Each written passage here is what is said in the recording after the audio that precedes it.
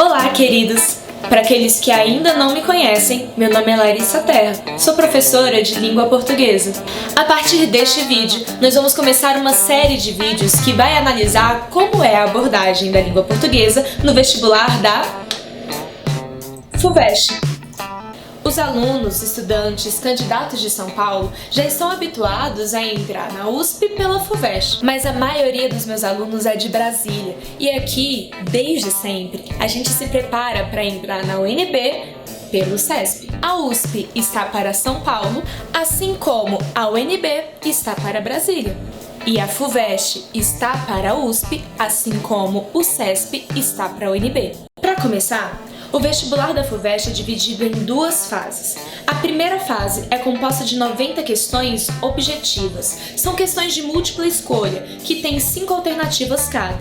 Essas questões abordam as matérias que você trabalhou no ensino médio.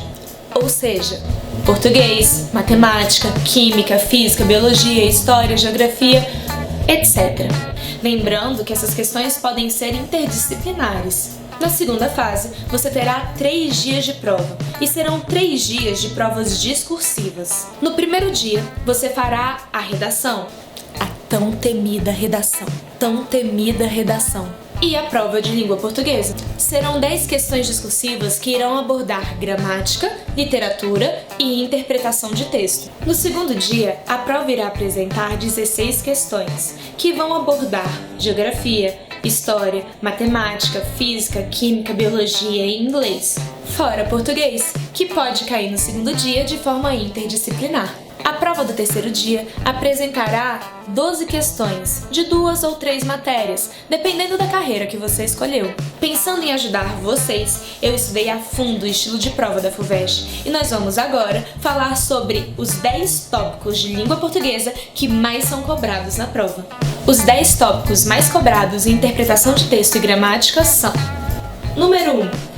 Gêneros textuais e tipos textuais. Quando uma questão desse assunto cai, não basta que você consiga identificar qual é o gênero textual ou a tipologia textual, mas você precisa saber analisar qual é a configuração contextual daquele texto, principalmente qual é a finalidade daquele texto dentro daquele gênero. Número 2. Você precisa saber interpretar o texto verbal e não verbal. Por que aquela imagem foi importante? Por que foi utilizada aquela fonte? Será que a cor tem relevância? Qual é a importância da escolha dos elementos não verbais para a persuasão do receptor? Número 3. Identificação dos recursos linguísticos. Aqui, você deve analisar a importância dos recursos de significação, os processos de significação. Aquele texto tem polissemia? Aquele texto tem ambiguidade? Aquele texto tem hipônimos, hiperônimos, homônimos, parônimos? Qual é a relevância disso para a construção do texto? Será que a ambiguidade é relevante? Número 4. Em gramática, é muito comum identificar nas provas a cobrança de verbos. Quais são as conjugações verbais? Tempo, número, pessoa e o modo. A diferença entre indicativo, subjuntivo, imperativo e as formas nominais. Mas calma, você não precisa decorar todas as conjugações dos verbos irregulares. O que é cobrado de você é que você consiga associar a construção verbal com a construção semântica do texto. Número 5. Morfologia. Classes de palavras como substantivos, advérbios, conjunções, pronomes, preposições são importantes não apenas pela classificação, elas são importantes para a estruturação do texto. Então, por que aquele termo específico foi utilizado? Ele poderia ser substituído? Número 6. A sintaxe.